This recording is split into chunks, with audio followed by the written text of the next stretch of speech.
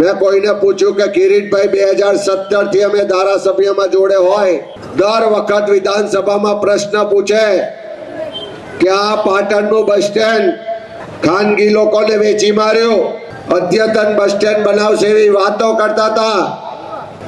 આજે આટલા વર્ષ થયા, બન્યું છે ખરું? આટલા વર્ષ થયા પણ એક બસ સ્ટેન્ડ નથી બનતું। અને પેલા ચીફ ઓફિસર આયા હતા, આવડે ટણી કેટલા કરતા હતા,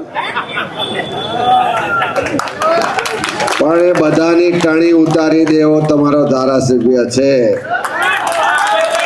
એટલે કાં તો અહીં રહેવું હોય તો અહીંના લોકોને બરાબર રહેવું, નહીં તો પાટણ છોડીને જતું રહેવું પડે।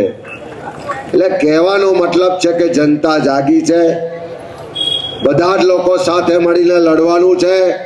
અને જે રીતે આ હાથની 5 આંગળીઓ જુદી જુદી હોય તે તાકાત નથી બનતી, પાંચે આંગળીઓનો મુક્કો બનાવીએ તો ભલભલી સરકારોએ પણ ઝૂકવું પડશે।